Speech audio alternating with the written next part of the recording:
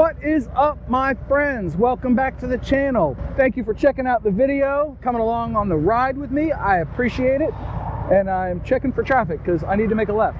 But I'm in control, and that's what we're talking about today. All about being in control. Now, I'm not going to bore you or try to inform you with the technique part of it, but what I am going to do is that we're going to talk about the physical controls on your bike. Springfield Road, fun little twisty, good place to check out your control. Whoa, I slowed down too much, but I'm in control. So anyway, the controls of your bike make it comfortable, make it safe to ride.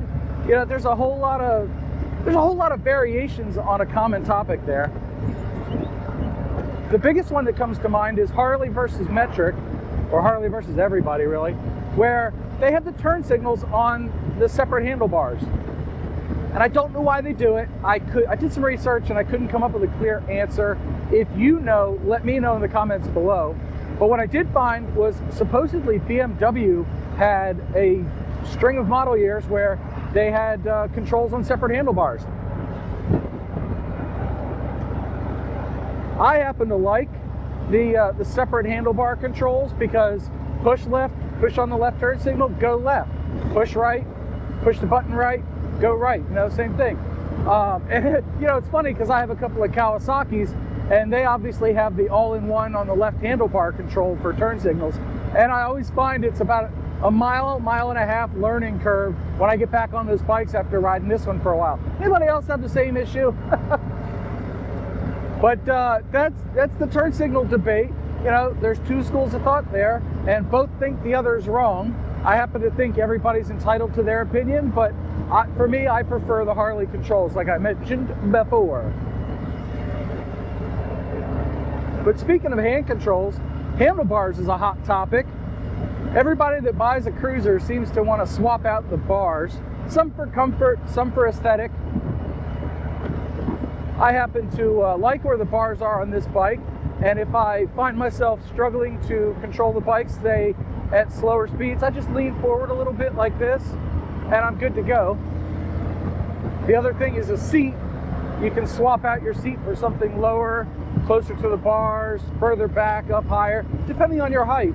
And that's one of the things I love about cruiser bikes is you can so completely customize them for your comfort level. Sport bike riders, I guess they have rear sets and a few other things they can do, but I'm not really sure. But it's all about control, right? So you got your hands, and then your feet are involved too, shifter and brake, right? So you want to have your feet in a comfortable position. For me, with bad joints, I find that having my feet behind me is no good. Having them below me is okay for an hour, and having them in front is awesome all day.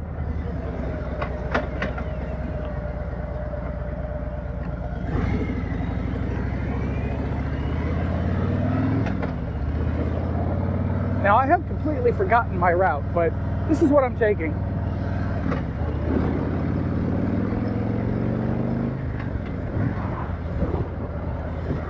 So in the foot control arena, I think a lot of people like floorboards. I happen to love floorboards because I can move my feet around to keep them comfortable.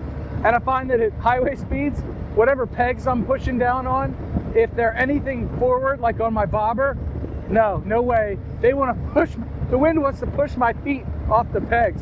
So floorboards, my feet stick better to, and so I prefer those. Hey, Muirkirk, okay, I know where we are.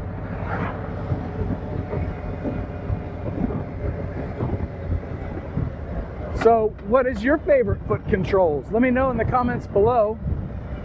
And I guess if you have a sport bike, you're not getting floorboards, you're just gonna have pegs.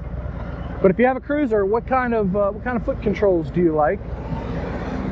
Got to keep things comfortable and safe, right? You need to have sub-moment access to your controls so that you can avoid obstacles.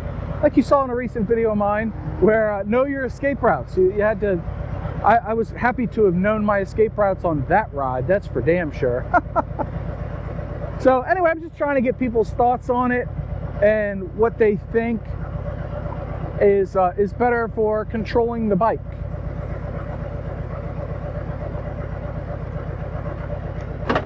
It is a hot, hot, hot day. Not that hot, 88.7, but the humidity is like 85%. It really just feels soupy out here, and I'm not a huge fan of that. Still hate bumps though. So those are the bike's controls. What else can we do to maintain great control over our motorcycles? You're looking at it. Gloves, not the other thing. Gotta have good gloves, right? On a hot day like today where your hands get all sweaty, tell you what, if you don't have good gloves on that really grip your grippers, then you're gonna be in a world of hurt because you won't have that fine level of control that you need to control your motorcycle. You know, you need that sticky, and the gloves don't come off your hands, right? So it gives you much better control over your bike. I happen to like these kind of gloves, not the ones with the hard knuckles. They just feel uncomfortable to me. And the next one is boots. Oh yeah, gotta have good boots. I know I used to wear tennis shoes when I rode, and I can't tell you how many times my feet would slip at a light, and it was unsafe really. So I highly recommend, and obviously I'm not going to require you, and you can wear whatever gear is required by your state and or your significant other or your own proclivities, we'll say, because I can't think of words.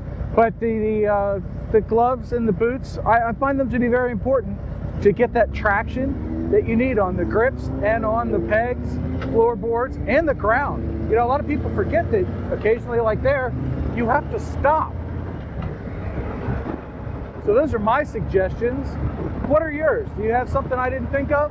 If you do, let me know in the comments below. And if you like this video, leave it a like. Please consider subscribing. I do appreciate it. And until the next video, stay safe, keep the rubber side down and the shiny side up. Ta-da!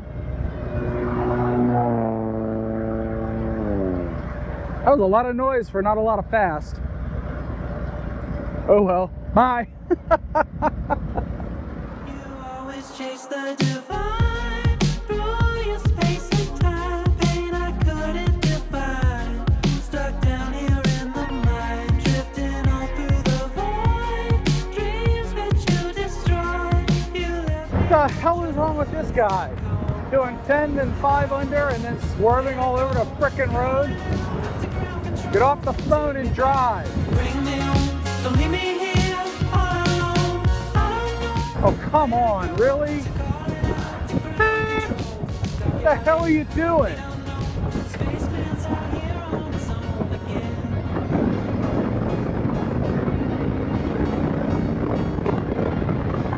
Get out of here with that shit.